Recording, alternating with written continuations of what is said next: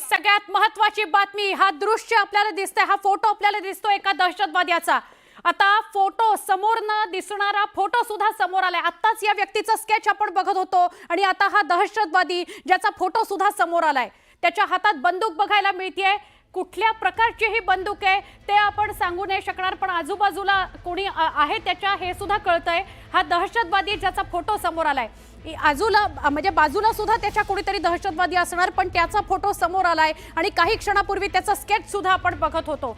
आता या स्केच मध्ये 3 स्केच समोर आले, त्याच्यामध्ये हा आसिफ फौजी आहे, सुलेमान शाह आहे की अब्दुल तल्ला आहे, अबू तल्ला आहे हे आपल्याला काही क्षणात कळेल, पण एका दहशतवाद्याचा फोटो समोर आलाय।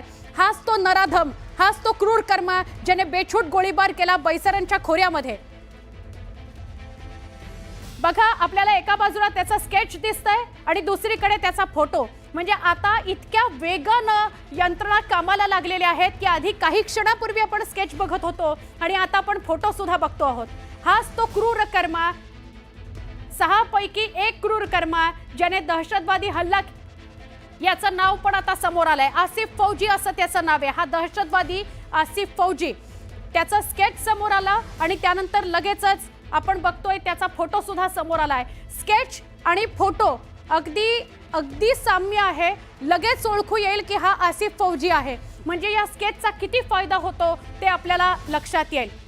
हा आसिफ फौजी, आधी त्याचा स्केच काढलं गेलं, स्थानिकांशी बोलून, तिथल्या पर्यटक जे बोलू शकत होते त्यांच्याशी बोलून हे स्केच जारी करण्यात आलं आणि त्यानंतर त्याचा फोटो सुद्धा समोर आलाय। आसिफ फौजी असं त्याचं नाव आहे। न्यूज 18 लोकमतच्या हाती आधी स्केच आले, 3 दहशतवाद्यांचे स्केच समोर आले आणि बघा या स्केचचा कसा फायदा असतो। सगळ्यात आधी न्यूज 18 लोकमतने हा फोटो तुम्हाला दाखवलाय। हा तोच क्रूर कर्म आहे। आता आपल्या मनात जे संताप होतोय तो सगळा याच दहशतवाद्यांमुळे होतोय।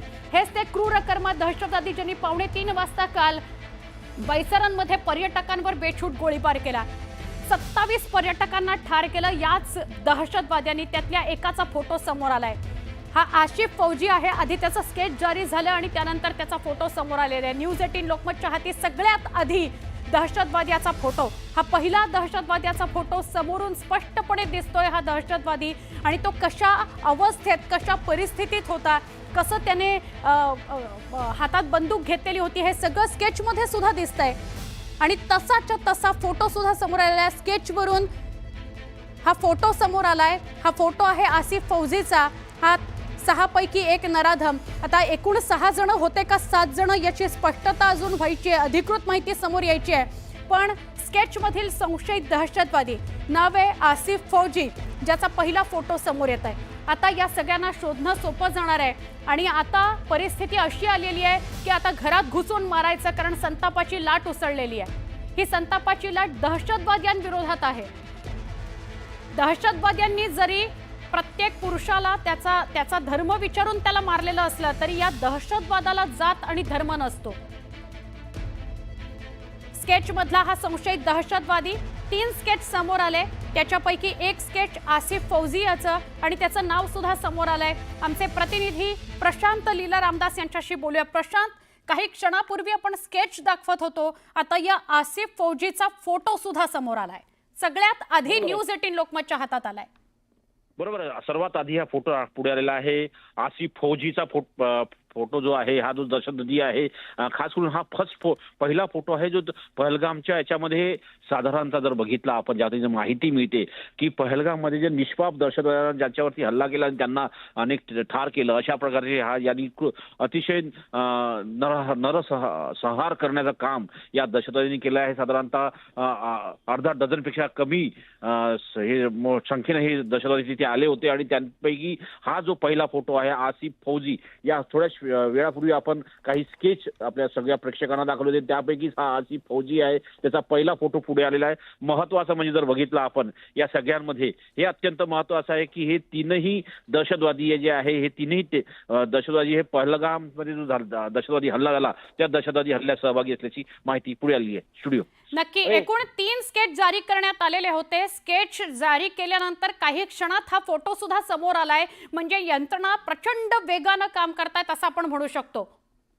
बरोबर आहे. एक अत्यंत ज्या पद्धतीची हे जे दहशतवाद्यांनी घृणास्पद कार्य केलं आहे.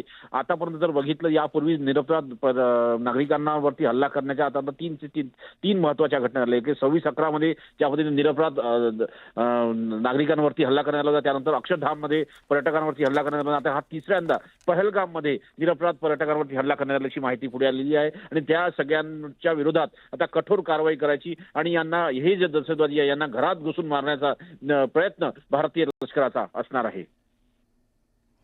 नक्की. तुर्तास धन्यवाद प्रशांत, माहिती दिल्याबद्दल. अधिक माहिती आम्ही तुझ्याकडनं घेत राहू. सगळ्यात आधी न्यूज18 लोकमत हे मराठी न्यूज चॅनल श्रीनगर पहलगाम इथं पोहोचलंय, तिथून आपण अपडेट देतोय आणि सगळ्यात आधी न्यूज18 लोकमतवर तुम्ही बघताय हा दहशतवाद्याचा पहिला फोटो ज्याचं नाव आहे आसिफ फौजी.